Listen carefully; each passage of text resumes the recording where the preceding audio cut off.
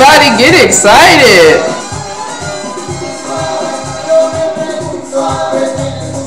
It's kind of a weird subject to be getting excited about though, right? Moral versus fraud, and you'll see why in just a bit. Let's talk about it. Moral versus fraud. Here's the overview. Moral, physical, legal, hard, and soft. What's all that mean? Let's go through it. Alright, recall that a hazard is an instance or behavior or condition that increases the chance of incurring a loss or increases the severity of a loss. That means having your radio next to your bathtub is a hazard because it increases the chance of an electrocution. So just keep that in mind while we're going through this section. So it's just something that should be cleared up that you haven't cleared up yet. Now, a moral hazard, occurs when an insured person consciously and deliberately acts in a way that results in a loss. Example is a man choosing to leave his car in an unsafe neighborhood unlocked with the keys in the ignition, hoping that he can get it stolen so that he can get the insurance payment. Intentional. Okay? Intentional moral hazard. A moral hazard.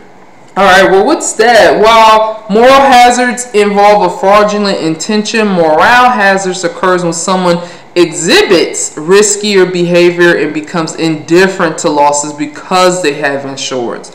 This recklessness is not necessarily intentional, but the comfort given by insurance coverage still results in a change of behavior.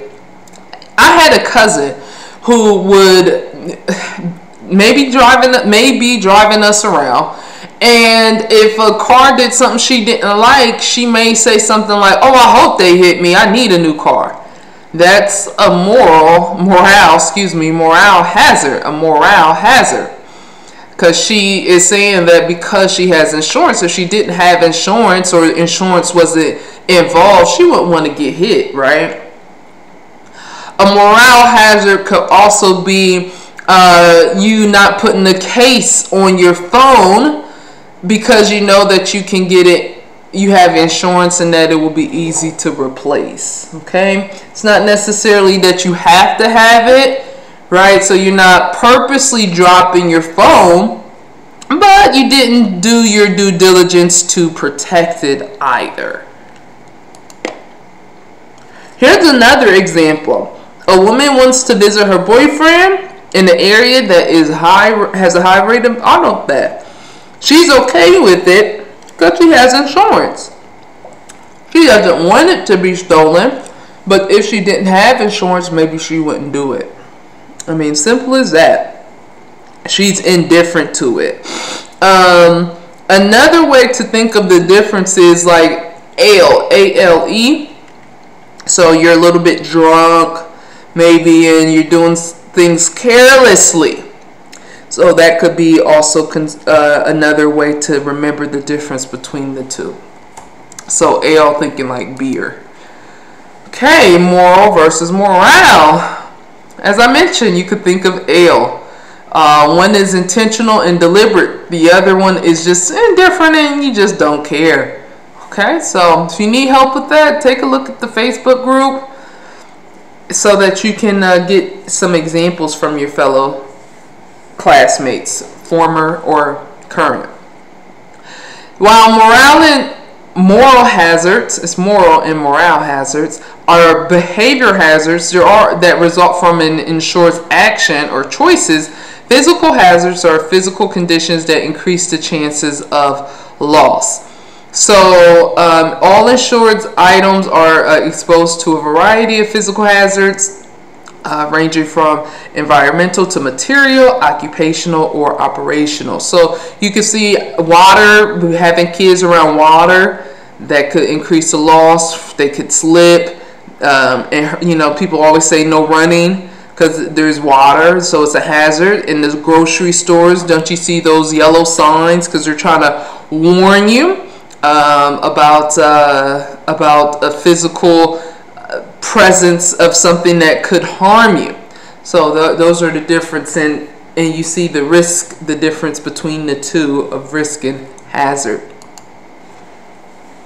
All right, take a second to define physical, moral. So physical hazard, moral hazard, and then what is a risk? A risk is what is insured, what could have the loss to it, right? Like a car, house.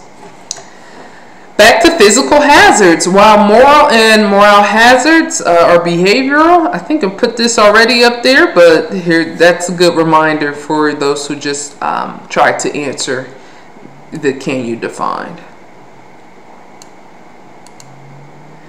All right, so types of physical hazards. Environmental would be a pothole in the road, smoking in bad areas that may have those flammable chemicals, materials like asbestos in the house, poorly maintained engine, and working. I mean, you know, working certain jobs are just hazardous.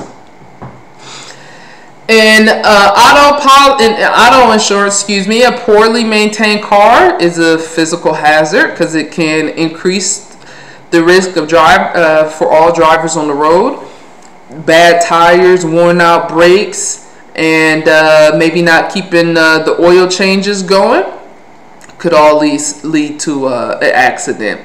Other examples of physical hazards include hot tubs, trampolines, vicious dogs, and pools.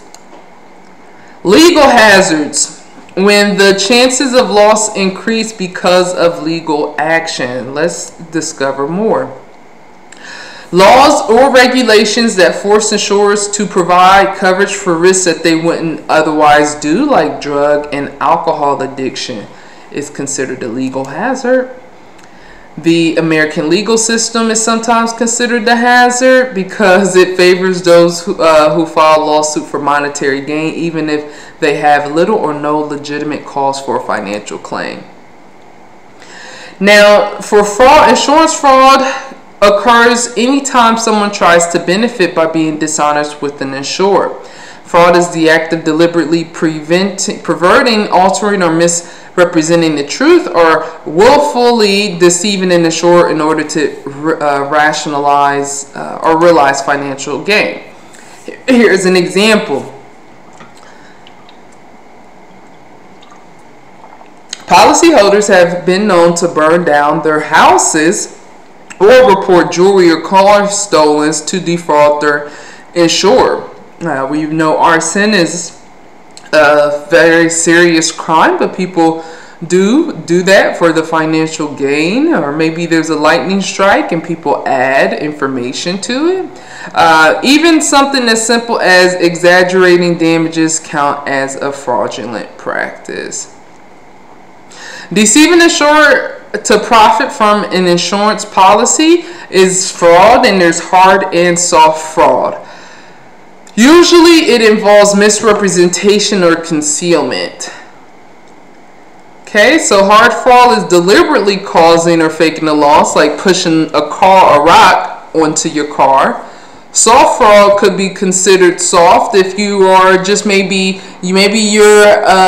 your kitchen caught on fire and you're saying you had this very expensive potware or very expensive even maybe jewelry you kept in the flour, and now it's no longer there, it got damaged, but you really didn't have that.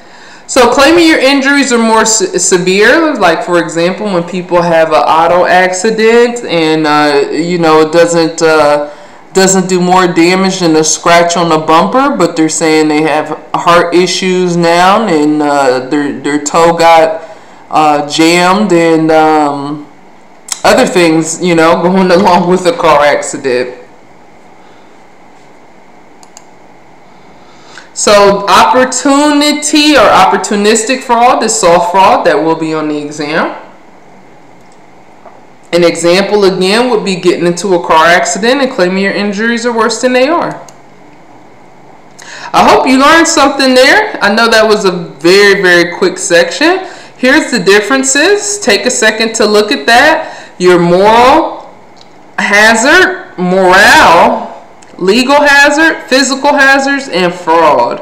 All of these have examples on the exam, different ways that they ask those questions. So pay attention to these when you're doing your practice questions. Don't forget, Major Adjusters Training is available hands-on for your field training, for your course training, or career advice. Join us online. We're waiting for you. See you on the next one.